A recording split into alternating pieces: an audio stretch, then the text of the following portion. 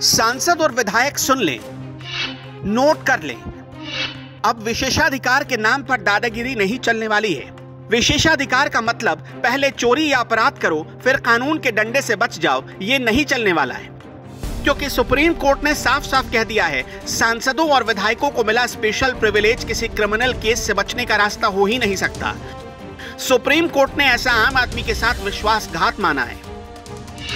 Supreme court में केरल विधानसभा के एक मामले में सुनवाई चल रही थी।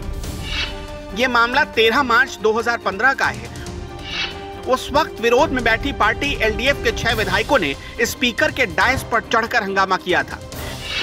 विधायकों ने सदन की कार्यवाही में बाधा पहुंचाई और विधानसभा में तोड़फोड़ भी की थी।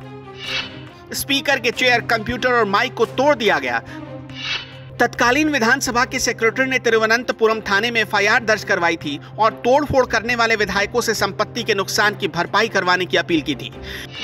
विधायकों ने अपने विशेषाधिकार का हवाला देकर तब केस वापसी की अर्जी निचली अदालत में दाखिल कर दी, लेकिन पहले निचली कोर्ट ने अर्जी को खारिज कर दी, फिर हाई कोर्ट ने निचली अदालत के फैसले को बरकरार रखा। 12 मार्च 2021 को मामला सुप्रीम कोर्ट में पहुंच गया। सुप्रीम कोर्ट ने भी अब मान लिया है कि विधायकों ने संवैधानिक सीमाओं को लांघ दिया है। सुप्रीम कोर्ट ने टिप्पणी की, सदन में हंगामे को संसदीय कार्यवाही नहीं कहा जा सकता। विधानसभा में संपत्ति को नष्ट करने वालों को बोलने और अभिव्यक्ति की आजादी की स्वतंत्रता नहीं माना जा सकता। आपराधिक मामले में छूट का दावा उस भरोसे के साथ छल होगा जो कानून बनाने वालों द्वारा जनप्रतिनिधियों के चरित्र की परिकल्पना की थी। एलडीएफ के उन विधायकों का सिर शर्म से झुक जाना चाहिए था, लेकिन फिर भी अकड़कर वो अपने विशेषाधिकार की मांग करने सुप्रीम कोर्ट पहुंच गए थे। इस केस की सुनवाई जस्टिस डीवाई चंद्रचूड़ की बेंच कर रही थी। जस्टिस चंद्रचूड़ ने कहा, क्रिमिनल लॉ में जो कानून तय है उसके दायरे में ही एमएलए को अपना व्यवहार रखना होगा। विशेषाधिकार और इम्यूनिटी के नाम पर कानून से ऊपर होने का दावा नहीं किया जा सकता। सभी नागरिकों पर क्रिमिनल लॉ समान रूप से अप्लाई होता है। क्रिमिनल केस में सभी नागरिक समान हैं और सदन के सदस्यों को विशेषाधिकार और इम्यूनिटी के कारण क्रिमिनल केस के मामले में आम आदमी से ऊंचे पायदान पर नहीं रखा जा सकता। सुप्रीम कोर्ट का यह फैसला देश की राजनीति में नजीर बन सकता है और विधायकों और सांसदों को इससे कड़ी सीख भी मिल सकती है। सदन में हंगामा करने के दौरान मर्यादाओं को तोड़ना, फिर प्रिविलेज मांगना, सोचिए, जरा भी शर्म नहीं बची है ऐसे नेताओं में। इसलिए सुप्रीम कोर्ट को कहना पड़ा कि क्रिमिनल लॉ सभी नागरिकों पर समान रूप से लागू होता है। लॉ मेकर को विशेषाधिकार के नाम पर क्रिमिनल लॉ से बचाव आम लोगों के साथ धोखा होगा।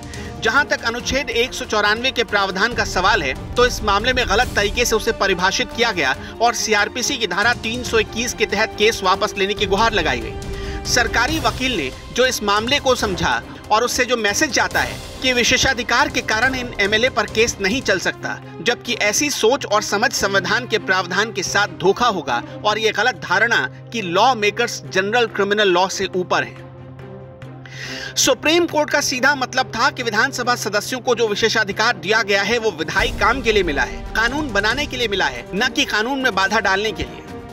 लॉ मेकर्स बिना किसी बाधा, डर और पक्षपात के अपनी ड्यूटी कर सकें और कानून बना सकें, इसलिए उन्हें विशेषाधिकार दिया गया।